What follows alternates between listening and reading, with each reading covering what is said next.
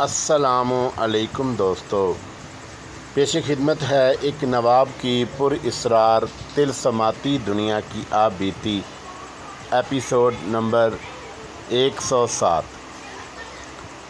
فضل حسین کی چھٹی پوری ہو گئی۔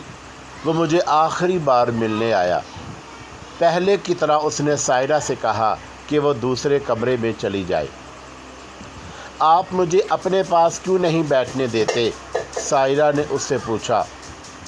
میری قسمت کا فیصلہ آپ میرے سامنے کیوں نہیں کر دیتے؟ بیٹھ جاؤ، فضل حسین نے سائرہ سے کہا اور وہ بیٹھ گئی۔ تو فضل حسین کہنے لگا، تمہارے ساتھ ہماری کوئی دشمنی نہیں۔ اگر تمہیں کسی نے پریشان کیا ہے تو مجھے بتاؤ۔ اگر تم سکندر کے سامنے بتانے سے ڈرتی ہو تو میرے ساتھ باہر چلو اور بتاؤ۔ نہیں، سائرہ نے کہا، میں تو یہاں سے جانا ہی نہیں چاہتی۔ اس نے نہ جانے کی وہی وجہ بتائی جو وہ مجھے پہلے ہی بتا چکی تھی۔ اس قید سے تو تم ضرور پریشان ہوگی۔ جب تک سکندر میرے ساتھ ہے مجھے کوئی پریشانی نہیں، سائرہ نے کہا۔ فضل حسین ہنس پڑا اور اسے کہا کہ اس کے خلاف کوئی بات نہیں ہوگی اور وہ تھوڑی سی دیر کے لیے دوسرے کمرے میں چلی جائے۔ وہ دوسرے کمرے میں چلی گئی۔ میں صبح کی گاڑی سے جا رہا ہوں، فضل حسین نے مجھے بتایا۔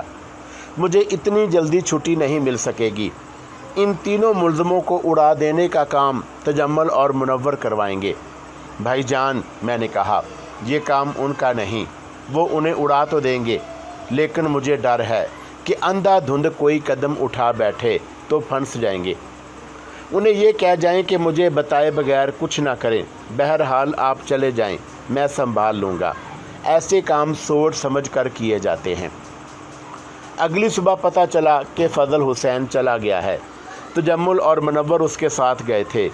برانچ لائن کے ریلوے اسٹیشن پر اسے گاڑی پر چڑھا کر واپس آئے تو میرے پاس آ گئے۔ میرے اشارے پر سائرہ دوسرے کمرے میں چلی گئی۔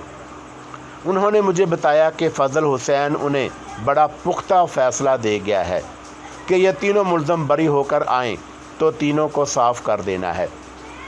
ایوب تو شہر میں رہ جائے گا، میں نے کہا۔ اس علاقے میں 2 رہ جائیں گے، انہیں ہم سنبھال لیں گے۔ لیکن ایوب کا کیا بنے گا؟ اس کے گھر جا کر مار آئیں گے، منور نے کہا۔ میں نے اسی لیے بھائی جان سے کہہ دیا تھا کہ تم دونوں مجھ سے پوچھے بغیر کوئی قدم نہ اٹھاؤ، میں نے کہا۔ اگر تم ایوب کو اس کے گھر جا کر مار آؤ گے تو اگلے ہی روز پولیس تمہیں گرفتار کر کے لے جائے گی، اور اس کی وجہ یہ ہے کہ شہر کی پولیس کو معلوم ہے کہ ایوب کے ساتھ کس کی دشمنی ہے اور دشمنی کیا ہے۔ اپنے آپ کو کچھ نہ کرنا، ورنہ ایسا پھنسو گے کہ نکل نہیں سکو گے۔ ان تینوں کو غائب کر دینا ہے، وہ کیسے؟ یہی تو سوچنے والی بات ہے، میں نے کہا۔ مجھے سوچنے دو، انہیں باہر آ جانے دو۔ اس کچے مکان کے قید خانے میں سوچنے کے سوا میں اور کر بھی کیا سکتا تھا؟ کبھی یوں لگتا کہ جیسے میں شیر ہوں اور مجھے پنجرے میں بند کر دیا گیا، اور کبھی اس احساس سے میرا دم گھٹنے لگتا جیسے میں پنجرے میں بند پنچھی ہوں اور میرے پر کاٹ دیے گئے۔ یہ ارادہ تو کئی بار پیدا ہوا کہ سب کو چھوڑ کر یہاں سے نکل جاؤں، تجمل اور منور کو بھی، سائرہ کو بھی، اور ان جنگلوں میں جا کر جہاں انسان کا گزر نہ ہوا ہو، جنگلی جانوروں کی طرح آزاد پھروں۔ ایسا خیال کبھی نہیں آیا تھا کہ اپنے آپ کو گرفتاری کے لیے پیش کر دوں اور اس اذیت ناک زندگی سے آزاد ہو جاؤں۔ میری سزا پھانسی تھی اور یہی میرے نجات کا راستہ تھا، یہی میری منزل تھی، جہاں میرے لیے سکون ہی سکون تھا۔ میں تختہ دار پر بڑے فخر سے کھڑا ہو سکتا تھا۔ میں نے کسی عورت کی عزت پر حملہ آور ہو کر اسے قتل نہیں کیا تھا۔ میں نے تو ایک مجبور اور بے آسرا لڑکی کی عزت بچانے کے لیے اپنے ایک انگریز اعلیٰ افسر کو قتل کیا تھا۔ میں اس لڑکی کو جانتا ہی نہیں تھا، اتنا ہی جانتا تھا کہ وہ ہندوستانی لڑکی ہے۔ اگر مجھے کبھی یہ خیال آیا کہ چھپ چھپ کر زندہ رہنے کی بجائے اس زندگی کا خاتمہ کر لوں، تو اس خیال کے ساتھ یہ پختہ ارادہ بھی دل سے اٹھا کہ کسی غریب آدمی کے گھر چلا جاؤں گا اور اسے کہوں گا، کہ میرے ہاتھ رسیوں سے باندھو اور مجھے تھانے لے چلو۔ میں بیان دوں گا کہ ایک جگہ سویا ہوا تھا، اس آدمی نے مجھے پہچان لیا اور رسیوں سے باندھ دیا، اسے 10,000 روپے دے دو۔ میں نے ڈرامہ سوچا ہوا تھا اور دل ہی دل میں رہسل بھی کی تھی، میں مر کر بھی کسی کے کام آنا چاہتا تھا، مگر ایوب نے مجھے زندہ رہنے پر اور اسے زندہ رہنے کے حق سے محروم کرنے پر مجبور کر دیا تھا۔ انہیں جس قانون نے معاف کر دینا تھا وہ میرا قانون نہیں تھا، میں نے خدائی قانون چلانا تھا، میں نے خدا کی لاٹھی بننا تھی جو چلتی ہے نظر نہیں آتی، اس کی آواز نہیں ہوتی۔ ایک ہی مہینہ گزرا تھا کہ ایوب اپنے دونوں ساتھیوں کے ساتھ بری ہو کر آ گیا۔ انہیں تو پہلی پیشی پر ہی بری ہو جانا چاہیے تھا، لیکن مجسٹریٹ نے 3 تاریخیں دیں۔ پہلی پیشی پر سب انسپکٹر راجہ شیر خان کا بیان ہوا اور صفائی کے وکیل نے جرح میں پہلا سوال یہ کیا کہ جن کی لڑکی اغوا ہوئی ہے کیا انہوں نے تھانے میں رپورٹ لکھوائی تھی؟ نہیں، راجہ شیر خان نے جواب دیا۔ چونکہ یہ قتل کا کیس ہے اس لیے علاقہ ڈی ایس پی نے حکم دیا تھا کہ کیس درج کیا جائے، اور پھر ایک ملزم نے اقبالی بیان بھی دے دیا تھا۔ بڑی کچی بات ہے، اگلی پیشی پر پوسٹ مارٹم کرنے والے ڈاکٹر کا بیان ہوا اور اس نے وہی بیان دیا جو میں پہلے سنا چکا ہوں۔ اس پیشی پر تجمل اور منور کے بیان ہوئے اور دونوں نے کہا کہ عذرا کوٹھے سے گر کر مری ہے۔ تیسری پیشی پر مجسٹریٹ نے تینوں ملزموں کے بیان لے کر مقدمہ ڈسچارج کر دیا۔ عام لوگوں کے لیے یہ کیس مضحکہ خیز نظر آتا ہے کہ لڑکی والے کہہ رہے ہیں کہ لڑکی قدرتی موت مری ہے، اور عدالت میں پولیس تینوں ملزموں کو پیش کر رہی ہے کہ انہوں نے لڑکی پر اتنا تشدد کیا کہ وہ مر گئی، لیکن قانون کے مطابق پولیس قتل کو نظر انداز نہیں کر سکتی تھی۔ عدالت کے فیصلے سے صرف ملزم ہی بری نہیں ہوئے تھے بلکہ پولیس بھی بری الزمہ ہو گئی تھی۔ اس ایک مہینے کے دوران میری تنہائی کی ساتھی سائرہ تھی۔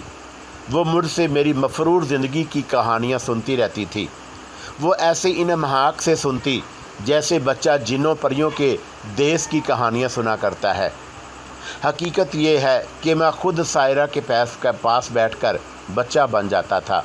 وہ جو ہی کوئی بات یا کوئی واقعہ سنانے کو کہتی تو میں اس بچے کی طرح بولنے لگتا تھا جسے ماسٹر نے کہا ہو کہ سبق سناؤ۔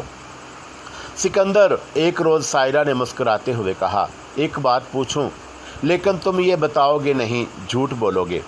پوچھو تو صحیح۔ میں کیسے مان لوں کہ تمہارے تعلقات کبھی کسی عورت کے ساتھ نہیں رہے؟ اس نے کہا، کیا کسی عورت سے تمہارا سامنا کبھی نہیں ہوا؟ تم سے زیادہ خوبصورت اور جوان لڑکی اور کون ہوگی؟ میں نے کہا، تم میرے قبضے میں ہو، اگر میری نیت بگڑ جائے تو کیا تم مجھے روک سکو گی؟ تم ہر وقت اور راتوں کی تنہائی میں میرے ساتھ ہوتی ہو، میرے ساتھ لگ کر بیٹھتی ہو، میرے دل کو اچھی بھی لگتی ہو۔ کیا ہر عورت کے ساتھ تمہارا رویہ یہی رہا ہے؟ سائرہ نے میری بات کاٹ کر پوچھا۔ ہاں، ہر عورت کے ساتھ، میں نے کہا۔ میں انگریزوں کے قانون کا مفرور ہوں، میں کسی حسین عورت کے سہارے اپنے آپ سے فرار نہیں ہونا چاہتا۔ ہاں سائرہ، صرف ایک بار میری نیت خراب ہو گئی تھی، اور یہ وہ عورت تھی جس نے مجھے چاہا تھا۔ وہ محبت کی نہیں، میرے جسم کی خریدار تھی۔ میں اس سے بچتا رہا، لیکن قدرت نے ہم دونوں کو ایک ہی منزل کے مسافر اور ہم سفر بنا دیا، اور ایک رات میں اپنے آوارہ خیالوں میں بھٹک گیا۔ اسی قسم کا کمرہ تھا، ایسی ہی رات تھی، میں تھا اور وہ تھی۔ وہ سو گئی تھی، میں جاگ رہا تھا۔ میں اسے اپنی ملکیت سمجھتے ہوئے اس کے پاس جا بیٹھا۔ وہ جاگ اٹھی، اور جب اسے میری نیت کا پتہ چلا تو وہ بھاگ اٹھی اور باہر نکل گئی۔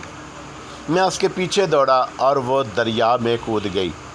میں نے سائرہ کو گلشن آرا کا سارا واقعہ سنایا۔ تم اسے جانتی ہو سائرہ؟ میں نے کہا، اور اس کا نام گلشن ہے۔ کہاں ہے وہ؟ سائرہ نے پوچھا۔ میں نے اسے بتایا کہ یہ وہی گلشن ہے جو ہمارے محلے سے کچھ دور رہتی ہے اور شاہ صاحب کی بیوی ہے۔ سائرہ آنکھیں پھاڑے میری طرف دیکھنے لگی۔ وہ تو برگزیدہ بیوی ہیں، سائرہ نے کہا۔ میں ان کی مرید ہوں۔ عذرا بھی ان کی مرید تھی۔ عذرا ان کے ہاں آتی جاتی رہتی تھی۔ میں اور عذرا کئی بار ان کے ہاں اکٹھی گئی تھیں۔ ایک بار عذرا نے میری موجودگی میں ان سے کہا تھا کہ وہ تمہارے لیے دعا کریں۔ اس نے تمہارا نام لے کر گلشن بی بی سے کہا تھا کہ سکندر میرا منگیتر ہے اور میں سکندر کو ہی چاہتی ہوں۔ گلشن بی بی نے عذرا سے کہا کہ اڑتے پنچھی کسی کے ہاتھ نہیں آیا کرتے، اور جس پنچھی کا آشیاں ہی نہ ہو وہ ساری عمر کا ساتھی نہیں بن سکتا۔ گلشن بی بی نے یہ بھی کہا تھا کہ سکندر کو بھول جاؤ اور کوئی بھی اچھا آدمی مل جائے اس کے ساتھ شادی کر لو۔ اس نے ڈوب کر نئی زندگی پائی ہے، میں نے سائرہ سے کہا۔ بہت دیر گلشن آرا کی باتیں ہوتی رہیں۔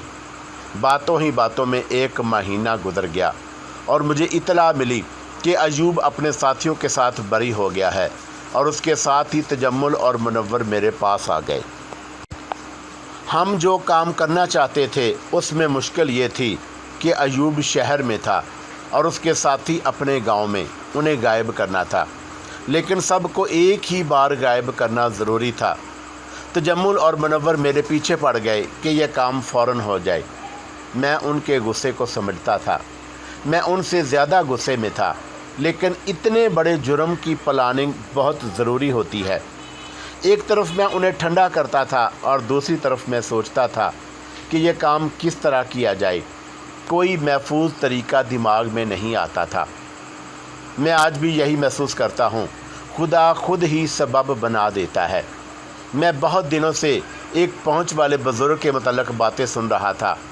میں سائرہ کے ساتھ جن دو بھائیوں کے مکان میں رہتا تھا وہ اس کا زیادہ ذکر کرتے تھے، اور وہ دونوں اس کے مرید تھے۔ 2-3 اور آدمیوں سے بھی میں نے اس بزرگ کی اور ان کی کرامات سنی۔ اس کا نام کرامت شاہ بتایا جاتا تھا، اور اس سارے علاقے میں وہ سائیں کرامتے والے کے نام سے مشہور تھا۔ چودھری صاحب، ان دونوں بھائیوں نے مجھے 3-4 مرتبہ کہا تھا، اس جاگیر پر ہمیشہ اللہ کا کرم رہا ہے، معلوم ہوتا ہے کسی کی نظر لگ گئی ہے۔ میں نے بڑے چودھری صاحب سے بھی کہا تھا، کسی منگل کے روز کرامتا والی سرکار کو بلا لائیں، اگر کسی نے کوئی تعویذ، جادو یا کالا علم چلایا ہوا ہے تو وہ صاف ہو جائے گا۔ میں نے ایک بار تجمل سے پوچھا تھا کہ یہ سائیں کرامتا والا کوئی پیر ہے، کیا چیز ہے؟ تجمل نے بتایا تھا کہ یہ کوئی بڑا ہی گدی نہیں، نہ ہی سائیں کرامتے والا گدی نشین ہے۔ شاید 2 سال سے زیادہ عرصہ ہو گیا ہے کہ وہ خدائی اشارے پر یہاں کہیں چلہ کشی کے لیے آیا تھا، اور اس نے کچھ ایسی کرامات دکھائیں کہ لوگوں نے اسے یہیں رکھ لیا اور ایک بڑا اچھا مکان بھی دے دیا۔ یہ گاؤں جہاں کرامت شاہ رہتا تھا جاگیر سے 10-12 میل دور تھا۔ مجھے بتایا گیا تھا کہ وہ پیروں کی طرح مریدوں کے گاؤں اور گھروں میں نہیں جاتا، لیکن کبھی کبھی کسی گاؤں کے زیادہ تر لوگ اسے لینے جائیں تو وہ چلا جاتا ہے، اور وہ صرف منگل کے روز جاتا ہے۔ اس کی یہ دلچسپ شرط بھی مجھے بتائی گئی کہ منگل کے روز جاتا ہے اور اسی روز واپس آ جاتا ہے، اور اگر اس کے مرید یعنی میزبان اسے روکنے پر مجبور کریں تو وہ 1-2 دنوں کے لیے نہیں رکتا، بلکہ اگلے منگل کے روز تک وہیں رہتا ہے اور شام کو واپس جاتا ہے۔ 2-3 ہی دن گزرے ہوں گے کہ یہ دونوں بھائی جو میرے میزبان تھے بڑی خوشی خوشی میرے پاس آئے اور مجھے یہ خبر سنائی کہ سائیں کرامتا والے اگلے گاؤں جا رہے ہیں اور یہاں سے گزریں گے۔ یہ بھائی اتنے خوش تھے جیسے انہوں نے سب سے پہلے عید کا چاند دیکھ لیا ہو۔ جس گاؤں میں انہوں نے جانا تھا وہ میری جگہ سے 2 میل یا زیادہ دور یا ذرا زیادہ تھا۔ میں نے اپنے خیالات آپ کو پہلے بھی بتائے ہیں۔ میرے پیر اللہ کے رسول تھے اور آپ کے بعد میں اولیاء کرام کو مانتا تھا، لیکن کچھ مانگنا ہوتا تھا تو میں اللہ کے دربار سے مانگتا۔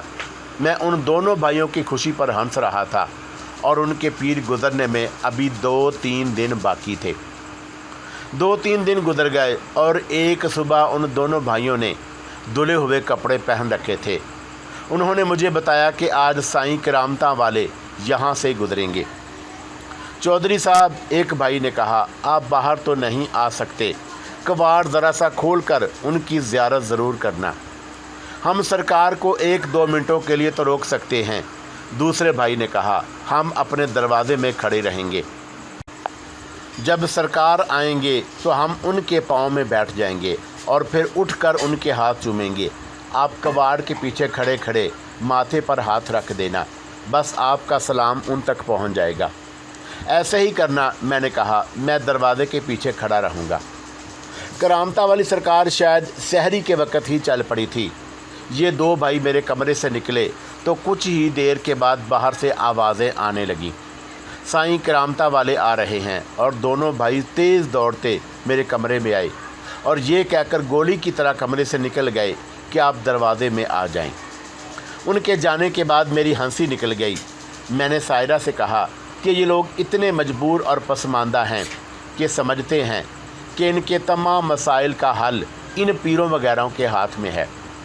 तुम्हारी किस्मत इसीलिए ख़राब है कि तुम पीरों और बुज़ुर्गों को नहीं मानते। सायरा ने कहा, किसी बुज़ुर्ग की मुरीदी कर लो, शायद उन्हीं के सदक़े तुम्हारी मुसीबत ख़त्म हो जाए। मेरा ख्याल है कि ये मेरा भाई भी साईं करामते वाले का मुरीद है। 2-3 बार उसने घर में उनका ज़िक्र भी किया था। लेकिन अब्बा जान एक और पीर के मुरीद हैं। तुमने देखा नहीं कि मेरे भाई ने कितना बड़ा जुर्म किया। वो तुम्हारी कैद से भी निकल गया, घोड़ी की चोरी से भी बरी हो गया और अज़रा के कत्ल से भी 1 महीने में बरी होकर आ गया है। तुम भी उनकी बैत कर लो। आओ, मैंने सायरा से कहा। दरवाजे के पीछे खड़े होकर करामता वाली सरकार को देखते हैं। उनको सलाम करने से कुछ हासिल ना हो, ये दोनों भाई खुश हो जाएंगे। मैं सायरा को लेकर सहन में आ गया और बड़े दरवाजे के साथ लगकर खड़ा हो गया। ये एक रास्ता था जो गांव के बाहर से गुजरता था और ये मकान उसी रास्ते पर था। बाहर के शोर से यूं मालूम होता था जैसे सारे गांव की आबादी बाहर आ गई हो। उससे उस साईं की शोहरत और मकबूलियत का अंदाज़ा होता था। मुझे कलमा शरीफ की विर्द की गूंज सुनाई देने लगी। बहुत से लोग एक आवाज़ में कलमा शरीफ पढ़ते आ रहे थे। बाहर जो बेहंगम गुल गपाड़ा सुनाई दे रहा था वो खामोश हो गया और उन लोगों ने भी कलमा शरीफ का विर्द शुरू कर दिया। फिर 3-4 आवाज़ें सुनाई दी, पीछे हट जाओ, पीछे हट जाओ। और थोड़ी ही देर के बाद घोड़े के कदमों की आहट सुनाई देने लगी और कलमा शरीफ का विर्द भी जारी था। ये मुक़द्दस गूंज मुझे बहुत अच्छी लगी। बे-इख्तियार मेरी ज़ुबान बरपी, कलमा शरीफ आ गया और सायरा बुलंद आवाज़ से कलमा शरीफ पढ़ने लगी। फिर ऐसे हुआ जैसे मैं उस मुक़द्दस गूंज के साथ बह रहा हूँ और उड़ा जा रहा हूँ। मैंने एक कबाड़ ज़रा सा खोला। मैं सिर्फ़ एक आँख से देख सकता था। दोनों भाई जो दरवाजे के साथ लगे खड़े थे आगे हो गए और उन्होंने साईं करामते वाले का घोड़ा रोक लिया। वो बड़े तंदुरुस्त व तवाना घोड़े पर सवार था। घोड़े पर सब्ज़ चादर पड़ी हुई थी और उस चादर पर सितारे टांके हुए थे। मैं बड़ी अच्छी तरह साईं को देख रहा था।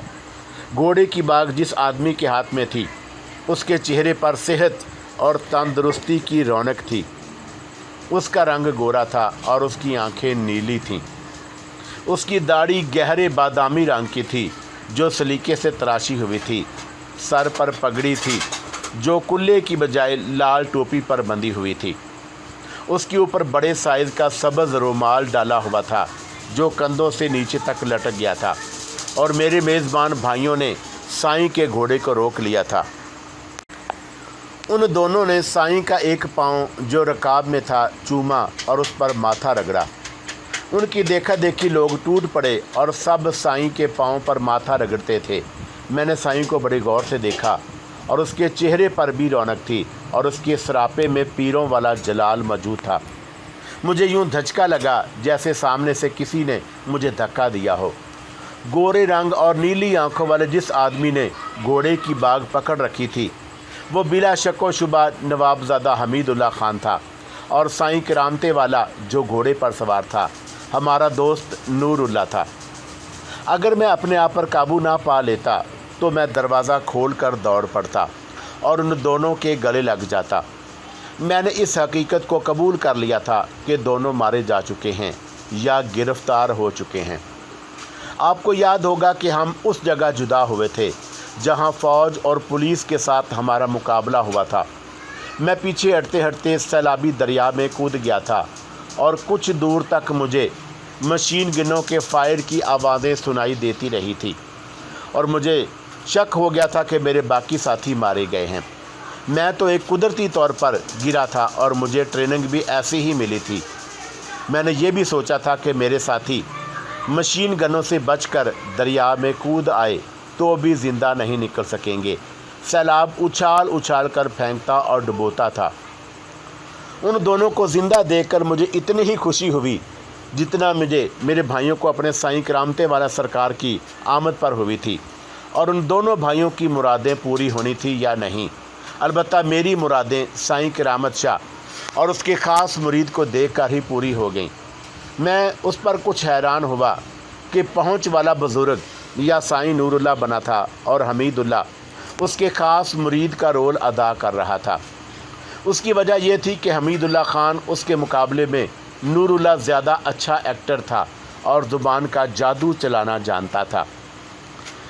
उन दोनों को यह फ़ायदा हासिल था कि मेरी तरह इश्तहारी मुलज़म थे।